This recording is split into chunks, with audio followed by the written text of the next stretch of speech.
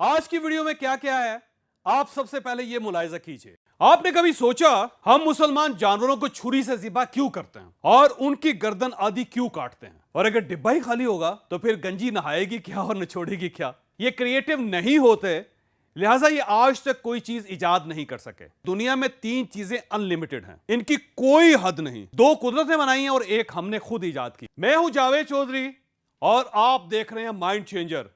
हमारे साथ एक साल में 10 लाख लोग जुड़ चुके हैं। अगर आप इनमें शामिल नहीं हैं तो आप इस सुर्ख निशान को टच करके इस चैनल को सब्सक्राइब कर दीजिए और घंटी के इस निशान को भी हल्का सा पुश कर दीजिए। मुझे यकीन है आपका यह फैसला आपका मुकद्दर बदल देगा। आपने कभी सोचा हम मुसलमान जानवरों को छुरी से ज़िबा क्यों करते हैं और उनकी गर्दन आदि क्यों काटते हैं?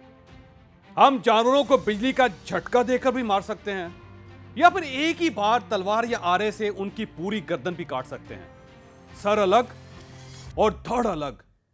ये जानवर को पकड़ने, उसको लटाने, उसकी आधी गर्दन काटने और फिर उसे तड़पने के लिए जमीन पर छोड़ने की क्या जरूरत है? मैं बात आगे बढ़ाने से पहले आपको यह भी बताता चलूं कि दुनिया में सिर्फ मुसलमान और यहूदी हलाल जानवरों को आधी गर्दन काटकर ज़िबा करते हैं।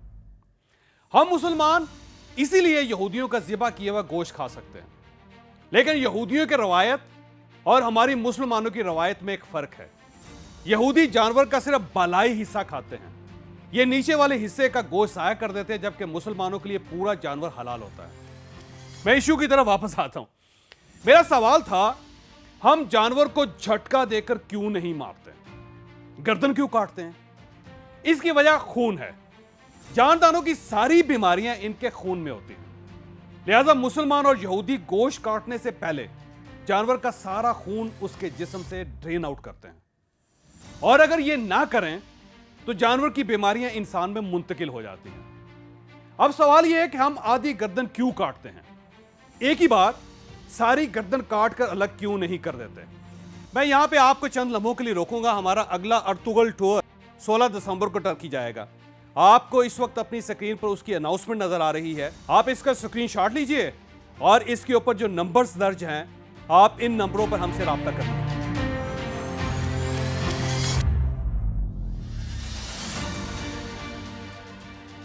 हम दोबारा अपनी स्टोरी की तरफ वापस आते हैं। यहां से हमारा असल टॉपिक याददाश्त शुरू होता है। दुनिया के तमाम जानदारों की गर्दन से 2 मेन पाइप्स गुजरते हैं। एक पाइप शारक कहलाता है। यह पाइप जिस्म का पूरा खून दिमाग और दिमाग से जिस्म में सर्कुलेट करता है। दूसरा पाइप मेन नर्व होता है। हमारे दिमाग का पूरा सर्किट एक बड़ी तार के जरिए दिमाग से रीढ़ की हड्डी में आता है। रीढ़ की हड्डी से छोटी छोटी तारें निकलती हैं और ये तारें पूरे जिस्म का सिस्टम चलाती हैं। दिमाग सिग्नल प्रोड्यूस करता है। सिग्नल मेन नर्व से होता हुआ नर्वस सिस्टम की छोटी छोटी तारों में आता है और ये तारें दिमाग का सिग्नल पूरे जिस्म में फैला देती हैं और यूं जानदार यानी हम और जानवर दोनों रिएक्ट करते हैं।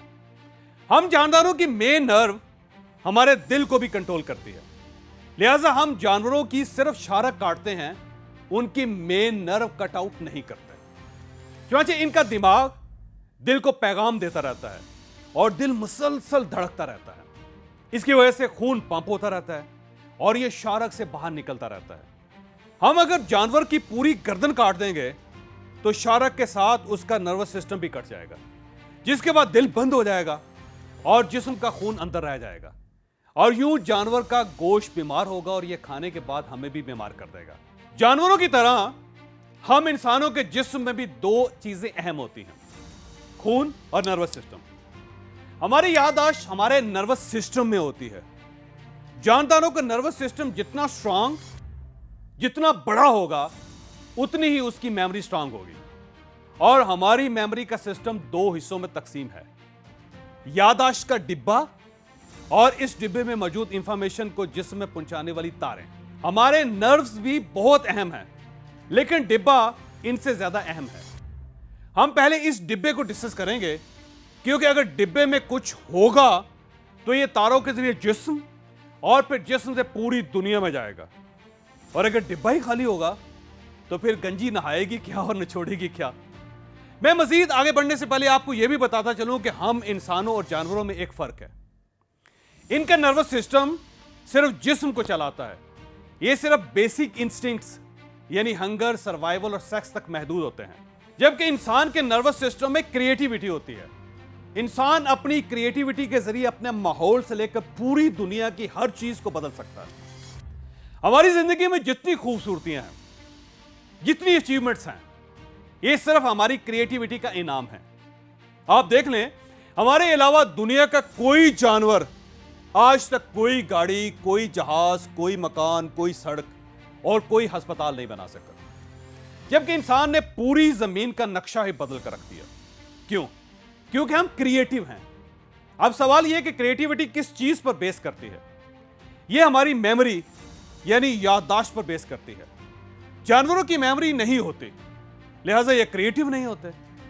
ये क्रिएटिव नहीं होते, लिहाजा ये आज तक कोई चीज इजाद नहीं कर सके। दुनिया की पहली भैंस, पहली बिल्ली और पहले चीते और आखिरी चीते, आखिरी बिल्ली और आखिरी भैंस के लाइफस्टाइल में कोई फर्क नहीं होगा। क्यों? क्योंकि ये क्रिएटिव नहीं है। और ये क्रिएटिव क्यों नहीं है? क्योंकि इनके पास याददाश्त का खजाना नहीं है, जबकि हमारे पास याददाश्त का खजाना है। लिहाजा हमने हर चीज बदल कर रख दी। अब सवाल यह है कि याददाश्त या मेमोरी है क्या? मेमोरी इंफॉर्मेशन को रिटेन करने की सलाहियत को कहते हैं। हम जितनी ज्यादा इंफॉर्मेशन रिटेन कर लेंगे, हमारी मेमोरी उतनी ही अच्छी होगी, और जितनी अच्छी हमारी मेमोरी होगी, हम उतने ही क्रिएटिव होंगे। मैं आपको यहां यह भी बताता चलूं कि दुनिया में 3 चीजें अनलिमिटेड हैं, इनकी कोई हद नहीं। 2 कुदरत ने बनाई हैं और 1 हमने खुद इजाद की। कुदरत की बनाई अनलिमिटेड चीजें कायनात और इंसानी दिमाग है, और हमने कौन सी अनलिमिटेड चीज बनाई है? हम उसे कंप्यूटर कहते हैं। कंप्यूटर की भी कोई लिमिट नहीं है। आप इसकी लिमिट जितनी चाहे बढ़ा लें, ये बढ़ जाएगी। अब सवाल यह कि क्या हम अपनी याददाश्त बढ़ा सकते हैं और कितनी बढ़ा सकते हैं? इसका जवाब हां है। हम याददाश्त को जितना चाहे बढ़ा सकते हैं। कुदरत ने हमें यह सलाहियत अनलिमिटेड दी है, लेकिन हम जब तक मेमोरी का सिस्टम नहीं समझेंगे, हम उस वक्त तक अपनी याददाश्त बढ़ाने का तरीका नहीं सीख सकेंगे। और मैं आपको याददाश्त का पूरा सिस्टम सिखाऊंगा, लेकिन उस तरफ जाने से पहले आपको हमारी अगली वीडियो मुलाहिजा करनी होगी। यहाँ पे मैं एक छोटी सी ब्रेक लूंगा। अगर आपको ये वीडियो पसंद आई है तो आप इसे किसी न किसी के साथ जरूर शेयर कीजिएगा। ये इंशाअल्लाह ताला किसी न किसी का माइंड और किस्मत दोनों बदल देगी।